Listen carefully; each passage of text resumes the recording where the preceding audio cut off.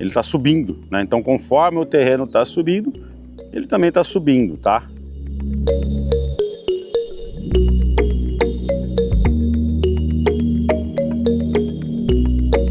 Fala galera da Maps for Me, tudo bem com vocês?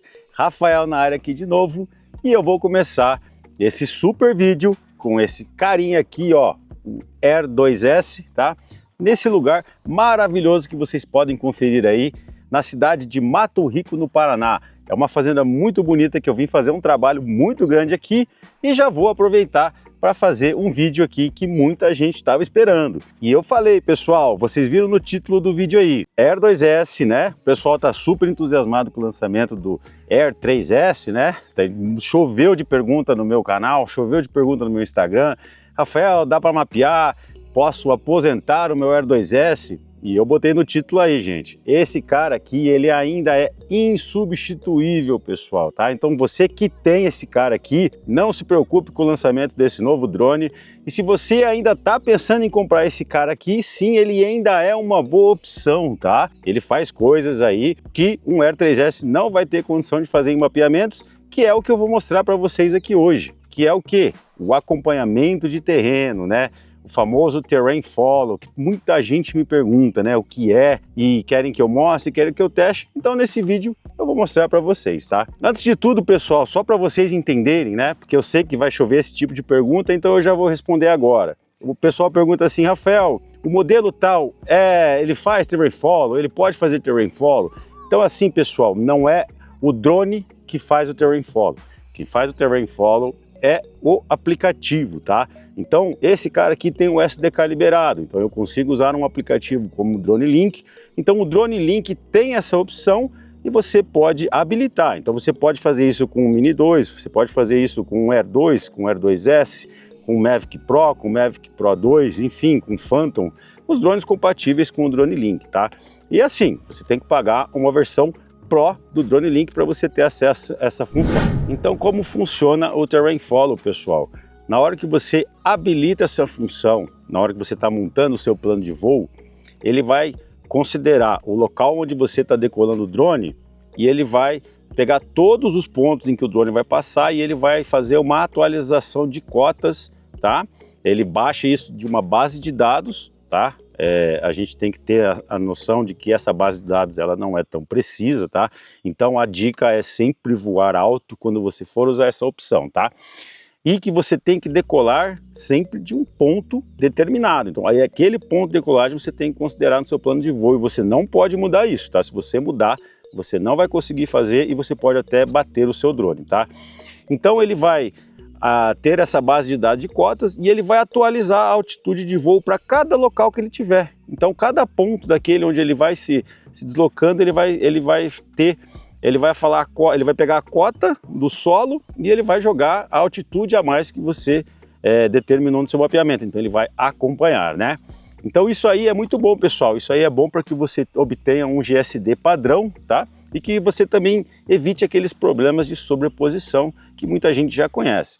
Claro, pessoal, que se você não tem noção ainda do que é um GSD, se você não tem noção do que é uma sobreposição, como configurar tudo isso para um plano de voo que funcione e que não te traga prejuízos, eu vou deixar aqui o QR Code do nosso curso, tá? E também vou deixar o link na descrição do vídeo para que você acesse o nosso curso e por lá eu vou te ensinar como montar um plano de voo de forma que você tenha sucesso e muita boa qualidade nos seus produtos, tá?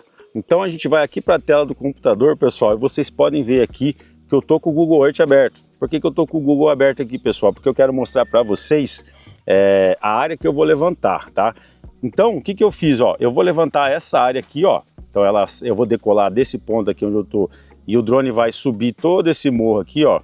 E pelo perfil de elevação que eu tracei aqui, vocês podem ver que a gente tem uma variação de 727 metros até 777 metros. Então são 50 metros de variação. É bastante coisa, tá?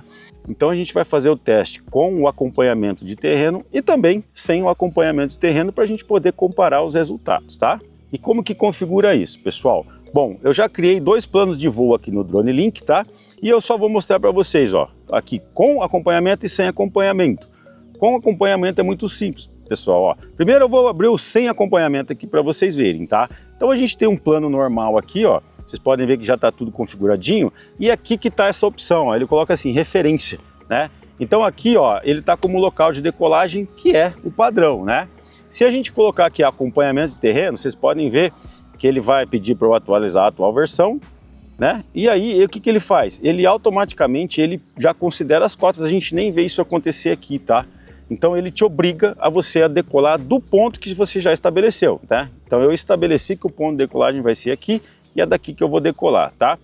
Então aqui, esse era o mapa sem acompanhamento, então eu vou voltar para o modo ATL, tá bom? E aqui eu vou voar, então, as duas opções, tá? Então a gente vai fazer os voos e depois a gente volta aqui para fazer a comparação dos resultados. Bom, pessoal, então a gente já está na tela aqui, ó, o drone já está ligado, tá? A gente está com o plano, a gente vai começar com o plano com acompanhamento, tá? O plano sem acompanhamento eu nem vou mostrar para vocês porque não faz sentido, né? Mas a gente vai fazer os dois. Então eu já vou dar um play aqui, pessoal. O drone ele já vai ligar, olha lá, ligou. Aí ele dá aquela decoladinha básica, né? Ele dá aquela demoradinha, ó. Tem uns pássaros bravos aqui perto, hein? Tomara que eles não ataquem o drone, olha lá. Daí o drone, ele já vai atingir a altitude programada, né? No caso ali a gente fez um plano com 100 metros. E aí ele já vai partir para o levantamento, né? E o meu drone está sendo perseguido, pessoal. Quem sabe vocês não vão presenciar aí uma super queda. Eu tô do lado de uma represa aqui, se ele cair aqui vai ser bonito, nunca mais eu acho ele. Então vamos lá, pessoal. Olha, ele vai atingir os 100 metros e ele já vai partir para o primeiro ponto, tá? Eu vou minimizar a tela aqui para vocês verem, ó. Ele vai começar logo ali, pertinho, né? Então o que eu quero mostrar para vocês, pessoal, é que ele vai o quê? Ele vai começar a subir, né? Conforme ele for se deslocando. Então, ó, ele vai, a hora que ele chegar ali, ele já vai tombar a tela, né? Ele vai aprumar ali para a tangente, né? Olha lá, aprumou, tombou a tela e ele vai começar o disparo das fotos, tá? Então aí, pessoal, vocês podem ver que ele está subindo, olha lá, alto. Você pode reparar ali na altura, ó, ele está subindo, né? Então, conforme o terreno está subindo, ele também está subindo, tá? Ó, isso é muito interessante, pessoal. Isso é muito prático, tá? Como eu falei para vocês, você vai ter o melhor ganho no seu GSD, né? E você também vai ter garantia da sobreposição das suas imagens, tá? Olha lá. Vamos ver com quantos metros ele vai chegar lá, né? A gente tinha estimado mais ou menos 50 metros ali no Google Earth. Vamos ver quanto que ele vai chegar lá na ponta, né? Ó, já está em 30. Eu acho que não vai dar os 50 não, porque a gente acabou do que eu fiz no Google e eu fiz aqui, ele ficou um pouquinho diferente, tá? Mas está bem próximo, ó. Ó, passou. Isso é interessante para vocês verem, pessoal, que a base de altitude não tem nada a ver com o Google Earth, tá? Geralmente ele pega do SRTM, tá? Eu preciso ver qual é certinho a base de dados que o Drone Link utiliza, mas enfim. Então tá aí, pessoal, vocês estão vendo que ele tá acompanhando e tirando as fotos, tá? Então a gente não vai acompanhar o voo inteiro aqui, não faz sentido, né? Vocês viram como ele vai trabalhando e a gente vai terminar os levantamentos, os dois mapeamentos, tá? E a gente vai levar isso para o computador para a gente poder fazer a comparação, tá bom? Então não sai daí, pessoal, que tem muita informação interessante ainda, tá? Ah, e já deixa aquele likezinho maroto, beleza? Ó, pessoal, então a gente já baixou as imagens, tá? A gente teve um chunk de 140 imagens, ou seja, foram capturadas 140 imagens.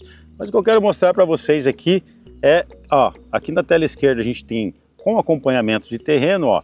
Então vocês podem ver que as imagens elas estão aqui, né? E aqui na altitude você pode ver que a gente vai rolando para baixo, essa altitude ela vai variando, né? Por quê? Porque o drone subiu, desceu, ó. Aqui a gente tem 836 metros. Aqui ele já tem 795, então por quê? Porque as fotos foram sendo tiradas acompanhando o terreno. E aqui do lado direito a gente tem sem o acompanhamento, tá? Então aqui vocês podem ver que a cota ela praticamente fica a mesma, ó. 781, 782, ele dá uma variadinha ali, né? Bem pouquinho, isso provavelmente devido a algum vento, alguma coisa assim, ou até por causa da elipsoide mesmo, né? Mas então vocês podem ver então que a gente tem um mapeamento seguindo as cotas e o da direita ali sem o acompanhamento, uma cota constante, tá? Então o que a gente vai fazer agora, pessoal? Nós vamos processar isso aqui para a gente ver os resultados, tá? Lembrando assim, ó, uma coisa importante a se dizer, como o mapeamento sem acompanhamento de terreno ele foi feito decolando o drone de uma parte baixa, tá? A gente tem a possibilidade aqui de não conseguir alinhar todas as imagens, o que seria interessante se acontecesse, para vocês verem um problema que acontece muito. Aliás, é o problema que mais acontece, que eu vejo na Maps4Me, tá? E também, se ele processar tudo, provavelmente a gente vai ter um GSD inferior, ou seja, um GSD mais baixo, vamos dizer assim, né? Do que o do acompanhamento terreno, né? Porque o acompanhamento, como ele foi subindo, ele manteve a constância. E aqui não, aqui ele decolou de um ponto baixo, né? Então a gente vai ter um GSD mais baixo. Mas vamos processar isso aqui e a gente volta para mostrar para vocês, tá bom? Ó, nessa tela aqui, ó, que é a primeira tela depois do primeiro alinhamento, então vocês podem ver aqui, ó, no acompanhamento de terreno, olha como que fica legal, ó. Então você consegue enxergar aqui que o drone ele acompanhou, né? Ó, você vê aqui até uma inclinação nas fotos, né? Elas vão seguindo exatamente a declividade do terreno. E se a gente pegar aqui sem acompanhamento, ó, ele acabou alinhando tudo, tá? Vocês podem ver aqui que ele alinhou tudo, né? Mas olha só, ó que interessante, ó. Ele ficou muito, as câmeras ficaram muito próximas do terreno aqui, tá? Isso podia ter causado uma falha de alinhamento, né? Depois lá no relatório final, eu vou mostrar para vocês a sobreposição. No relatório vai mostrar, né, a qualidade da sobreposição, então vocês vão conseguir ver lá certinho a comparação entre um e outro, tá? Agora eu vou continuar rodando o processamento aqui, para depois a gente trazer as considerações finais, tá bom? Pessoal, voltamos aqui então pós-processamento, tá? Com os resultados, já vamos botar aí na tela e vocês vão ver um resultado aí interessante. Porém, vai deixar alguns em dúvida, mas eu vou explicar certinho. Por quê? Porque eu falei, olha, você vai fazer o acompanhamento de terreno, você vai ter um melhor GSD. E nesse caso aqui, vocês vão ver que o GSD do mapeamento sem o acompanhamento de terreno, ele acabou, assim, entre aspas, ficando melhor. Depois eu vou explicar o porquê do sem aspas, tá? Mas então, olhando na tela aí, ó, vocês podem ver que a gente teve um GSD da nossa ortofoto de 2,25 centímetros, tá? É um ótimo GSD, tá? Vocês podem ver que a gente tem algumas nuances aqui, tá? Vocês podem ver que a gente tem algumas marcas aqui de coloração diferente entre imagens, e vocês podem ver também que o mapeamento ele acaba afunilando, né? Vocês lembram que a gente fez um mapeamento bem certinho, né? Mas aqui ele afunila. Isso acontece por quê? Porque o terreno foi perdendo, o terreno foi subindo e o drone não, né? Então a gente teve esse efeito que vocês estão tendo aí na imagem, né? Então o que acontece? Você acaba diminuindo a tua área de abrangência, por isso que esse terreno ele encolheu, vamos dizer assim, né? E se a gente pegar aqui o mapeamento com o acompanhamento de terreno, ó, vocês podem ver que o nosso GSD é de 3,07 centímetros, ou seja, a gente tem um GSD, entre aspas, pior, né? Tá? Por quê? Porque a gente sempre manteve uma altitude de 100 metros em relação ao terreno. E no mapeamento sem o GSD, a gente começou no ponto mais baixo do terreno com uma distância de 100 metros, só que a gente o drone não subiu e a gente acabou ficando mais próximo do terreno no final. Então nesse final aqui a gente teve um melhor GSD e no começo a gente teve um pior. Então na hora do processamento, ele acaba tentando tirar uma média aí. E como a gente teve um GSD bem baixo aqui, onde o drone estava muito próximo ao solo, ele acabou favorecendo ali para o mapeamento sem o acompanhamento de terreno. Mas olha aqui na nossa ortofoto do processamento com acompanhamento, que a gente tem uma ortofoto perfeita aqui, tá? Ela aproveitou toda a nossa área mapeada. Vamos voltar na outra ali, ó, vocês podem ver que ela foi afunilando e no final aqui a gente já perdeu um pouco de sobreposição, ó. Se eu tivesse levado esse voo um pouquinho mais para frente, ele já não ia conseguir alinhar as imagens, né? E aqui, ó, a gente tem a situação perfeita, tá? Ele aproveitou todo o voo. E o que isso faz então de benefício? Já que a gente tem um total aproveitamento da área que a gente estipulou e a gente também diminui drasticamente as distorções na ortofoto, tá? Então isso aqui é uma coisa perfeita e sem o acompanhamento terreno ele vai trazer distorções. E aqui vocês podem ver que quase não existem aquelas faixas de diferença de coloração, né? Vamos voltar ali para vocês verem o que a gente tem aqui.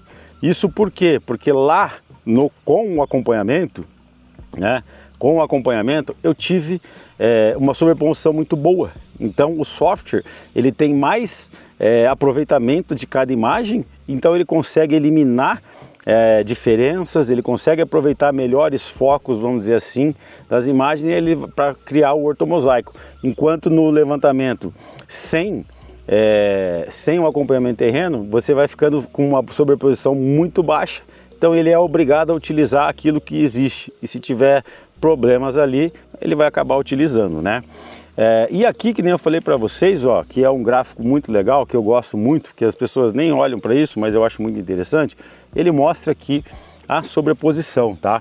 Então olha aqui, ó, para vocês verem no mapeamento sem o acompanhamento terreno, veja como a gente começa aqui na mancha azul tendo uma grande sobreposição, uma sobreposição boa, né? Vocês podem ver aqui nessa escala por cores aqui que a gente teve uma ótima sobreposição, o que é desejável em um mapeamento inteiro. E conforme o drone vai se aproximando mais do terreno, olha só como você vai perdendo isso, né? Então você vai perdendo essa sobreposição, que nem eu falei, aí o software acaba tendo que utilizar aquilo que tem de imagem, né? Então ele não consegue tentar tirar o melhor das imagens, ele já usa só o que tem ali, né? Então, e isso também acaba trazendo mais distorção para o mapeamento, tá? Então é isso o que acontece. A gente deu sorte aqui, tá? Se fosse um drone como um Mini 3, ou um Mini 2, ou Mini 4 Pro, por exemplo, a gente já não ia conseguir ter alinhado todas essas imagens, tá? E aqui no mapeamento, e aqui no mapeamento com acompanhamento terreno, olha só, vocês podem ver aqui como a sobreposição ela se manteve uniforme durante todo o mapeamento, tá, pessoal? Então ficou muito bacana esse resultado aqui, tá? Claro que a gente acabou, muitos vão falar, mas você conseguiu manter o GSD mais baixo, ou seja, melhor no mapeamento sem o acompanhamento de terreno. Só que também uma coisa que a gente não vai conseguir mostrar em vídeo, isso você só conseguiria visualizar isso olhando para a tela, vamos dizer assim, sem estar passando por esse processo de YouTube aqui, tá? Mas você ia ter também, como você teve ali, como eu falei, ele usa uma média de GSD, você ia ter pontos na sua ortofoto em que você teria mais qualidade e pontos com menor qualidade, né? E no caso aqui do mapeamento com acompanhamento terreno, você tem uma uniformidade, tá, pessoal? Então, para fechar esse vídeo aqui, pessoal, eu quero deixar para vocês, então, essa tecnologia, tá?